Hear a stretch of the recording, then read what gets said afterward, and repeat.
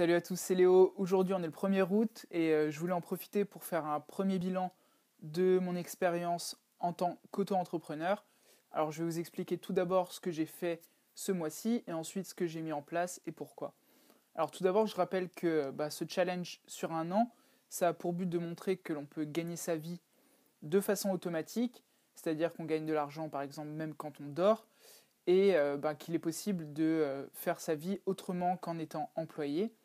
Donc voilà, j'espère que je vous apporterai de la valeur tout au long de ce challenge. Donc qu'est-ce que j'ai fait ce mois-ci? Donc d'abord j'ai regardé ce qui marchait et qui ne marchait pas sur Internet. J'ai trouvé plusieurs choses qui étaient intéressantes, notamment le dropshipping. Qu'est-ce que c'est le dropshipping? C'est quand on est intermédiaire entre un acheteur et un fournisseur. Donc pour vous donner un exemple, moi je trouve des produits sur des sites comme AliExpress, qui sont des sites de fournisseurs en Chine. Puis je crée une boutique sur Internet pour distribuer ces produits. J'envoie des personnes sur les sites en payant de la publicité sur Facebook. Et lorsque les gens achètent sur le site, je passe la commande au fournisseur qui envoie les produits directement au client. Donc si vous avez compris, le gros avantage, c'est que vous n'avez pas de stock. N'hésitez pas à me dire si c'est un sujet qui vous intéresse. Je pourrais peut-être vous expliquer plus en détail dans des prochaines vidéos. La difficulté dans ce business, c'est de trouver les bons produits et de cibler les bonnes personnes dans la publicité. Le résultat pour moi, pour ce mois-ci, j'ai dépensé environ 200 € en publicité sur Facebook et j'ai réalisé environ 50 € de vente. Alors, c'est pas forcément un problème de perdre de l'argent au début. Pourquoi? Parce que ça permet de comprendre ce qui marche et ce qui marche pas. Et le principe, encore une fois, comme dans tout business, c'est de mettre en place des actions et d'analyser ensuite les résultats pour pouvoir affiner et définir des stratégies gagnantes. Donc pour le moment, pas une grande réussite avec le dropshipping, mais je ne me décourage pas. Il y a peu de personnes qui font des ventes aussi rapidement, et j'ai fait moi entre 8 et 10 ventes depuis le début, donc ça va. Sachant que en juillet, il y a eu notamment les vieilles charrues, donc il y a environ une semaine où j'ai pas travaillé comme je l'aurais fait en temps normal. Une autre chose que je me suis rendu compte, c'est que les personnes qui gagnent de l'argent sur YouTube notamment, et qui font ce que j'aimerais faire, petite parenthèse, encore une fois, analysez ce que font les gens qui sont là où vous voulez être, et c'est comme ça que vous trouverez comment réussir. Donc ces gens qui réussissent vendent des formations pour aider les autres à réussir. Et souvent, c'est ce qui leur rapporte le plus. Donc ce que j'ai fait, c'est que je me suis formé dans une niche qui est bien spécifique, qui est la création de pages de capture et de pages de vente sur un logiciel qui est encore peu connu en France. Par exemple, sur la page Facebook française, on est une centaine maintenant, et sur la page américaine, ils sont, je crois, 78 000. Donc c'est quelque chose qui est encore nouveau en France et qui, pour moi, a beaucoup de potentiel. Donc pourquoi est-ce que je suis parti sur ce logiciel? Tout simplement parce que j'ai la possibilité du coup de me placer comme un expert. Parce que je vais avoir plus d'expérience que les autres et déjà certains résultats quand les autres commenceront uniquement. Donc il faut savoir que vous n'avez pas besoin de plus que ça pour être vu comme un expert par les autres. Donc ce que j'ai fait, j'ai créé une formation. Pour attirer du trafic vers cette formation, j'ai créé une chaîne YouTube où je donne gratuitement de l'information en vidéo. C'est ce qu'on appelle créer de l'autorité. Ça peut être écrire un livre sur un sujet précis, puis être publié dans un journal, passer à la télévision.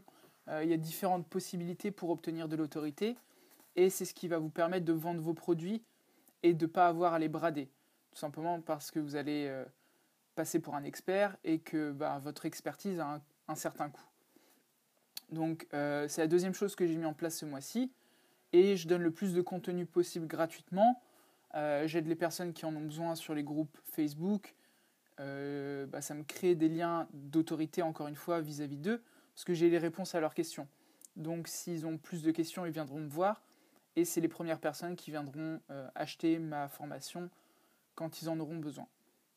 Le seul coût pour moi, c'est un petit peu de mon temps.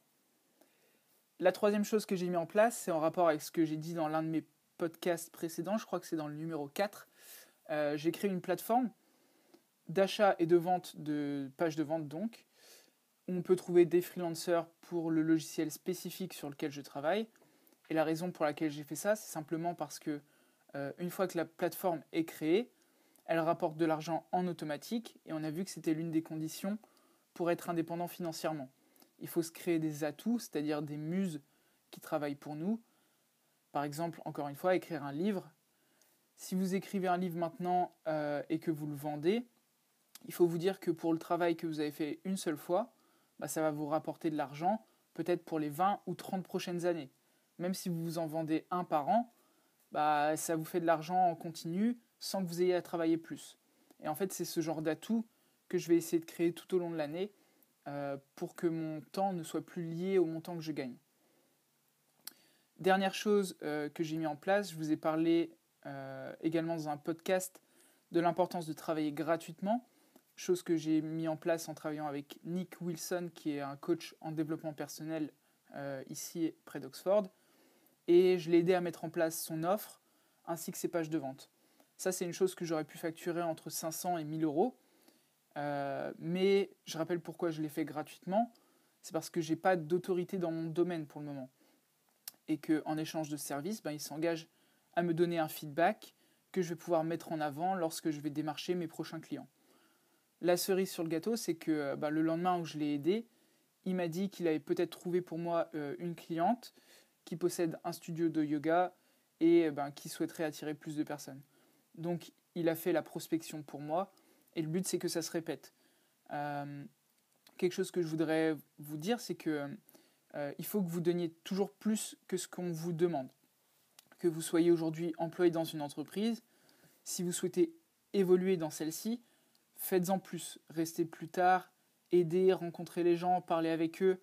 On dit en anglais ici to go the extra mile, c'est-à-dire faire l'effort supplémentaire qui fait la différence. Cette différence, elle sera faite au moment où votre supérieur devra choisir un manager, par exemple.